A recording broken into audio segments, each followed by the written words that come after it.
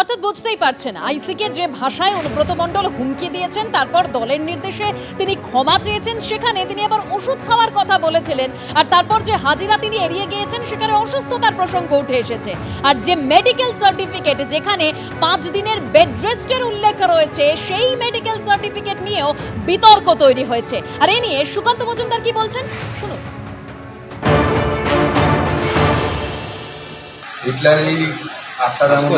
কিনা আমার জানা নেই, কিন্তু এটা বুঝতে পারছি যে অনুব্রত মণ্ডল বা তৃণমূল কংগ্রেসের নেতারা আগে সিবিআই ইডি ডাকলেই তারা অসুস্থ হয়ে পড়ছে, এখন পুলিশ ডাকলেও অসুস্থ হয়ে পড়ছে। তাকে মুখ্যমন্ত্রী বুদ্ধি দিয়েছেন কলকাতা থেকে যে কীভাবে অসুস্থ হয়ে পড়তে হবে, কী কারণ সেটা তিনি বলতে পারেন। পুলিশ অনুব্রত মণ্ডলকে দেখে ভয় পায়, তৃণমূল কংগ্রেসের নেতা থেকে দেখে ভয় পায়, সেই জন্য এদেরকে ধরার ক্ষমতা নেই।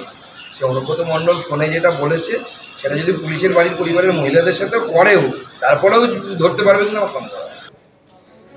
অনুব্রত মণ্ডলের বোলপুর থানার আইসিকে একেবারে কদর্য ভাষায় আক্রমণ, তারপরে তার বিরুদ্ধে মামলা রুজু হয়, তাকে তলবও করা হয়, কিন্তু নোটিশ সত্ত্বেও পরপর 2 দিন হাজিরা একেবারে এড়িয়ে গেলেন তিনি।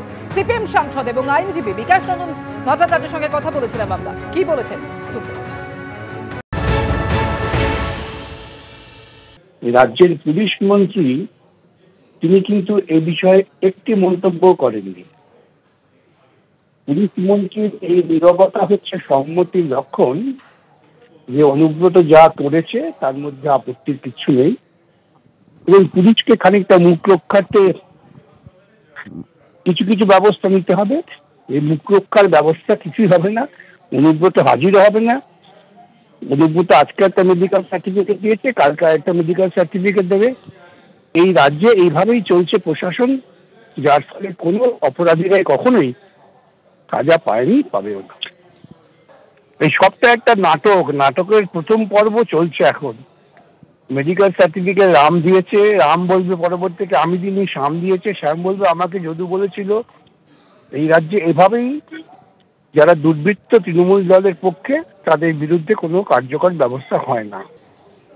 অনুব্রত মণ্ডল প্রসঙ্গে বিরোধীদের বক্তব্য তো শুনলেন, এবার শুনুন শাসক কি বলছে। কুণাল ঘোষের বক্তব্য রাখবো। মেডিকেল সার্টিফিকেটটা কোনো ডাক্তারই তো দেন, আমি তো জানি না ডাক্তার ছাড়া অন্য কেউ দেন কি না। আর ডাক্তারই দিয়েছেন বলেই আমরা জানি যে এটা তো সম্পূর্ণ প্রশাসনিক বিষয় এবং আইনি বিষয়। ওনার কাছে কোন ডাক্তারবাবু কি সার্টিফিকেট দিয়েছেন এগুলো আমাদের পক্ষে এত ডিটেল এখানে বসে জানা সম্ভব না। ফলে এই মুহূর্তে বিস্তারিত খোঁজখবর না নিয়ে কোনো মন্তব্য করাটা ঠিক হবে না। পুলিশকে গালিগালাজ মারধর করা হচ্ছে, এটাই এই পার্টির কালচার। এই সংস্কৃতিকে বাঁচিয়ে রেখে চলেছেন মুখ্যমন্ত্রী। আক্রমণ করেছেন অধীর চৌধুরী। আমার খারাপ হয়েছিল সে বীরভূমের নেতার ব্যাপারে পুলিশ এরকম ওপেন গালাগালি দেওয়া, তার বাড়ির বউকে তার বাড়ির মাকে নিয়ে গালাগালি দিয়েছিল, তা আমি বলেছিলাম। বাকি পুলিশে তো গালাগালি দিচ্ছে, পুলিশকে মারধর করছে, সবই করছে। এই পার্টিতে এটাই কালচার, এটাই সংস্কৃতি। এই সংস্কৃতিকে বাংলার মুখ্যমন্ত্রী বাঁচিয়ে রেখেছে, রক্ষা করে চলেছে। ওই দেখলেন কদিন আগে শামসাগঞ্জ ঘটনা, 5 মিনিটের রাস্তা 5 ঘন্টায় গেল। পুলিশের উপর বাংলা মানুষের আস্থা তো নেই, আর নতুন করে আস্থা তৈরি হওয়ার কোনো গল্পও নেই। বাংলা মানুষ পশ্চিমবঙ্গের পুলিশকে বিশ্বাস করে না, এবং তার একটাই কারণ, মমতা ব্যানার্জি পশ্চিমবঙ্গের পুলিশকে পশ্চিমবঙ্গের পুলিশ হিসেবে চলতে দেয় না। এখানে পুলিশের অদক্ষতা, অকর্মণ্যতা থেকে বড় কথা হচ্ছে পুলিশের দাসত্ব বৃত্তি, বাংলার পুলিশের যোগ্যতা, তাদের ক্ষমতা, তাদের তৎপরতা সব ধ্বংস করে দিয়েছে।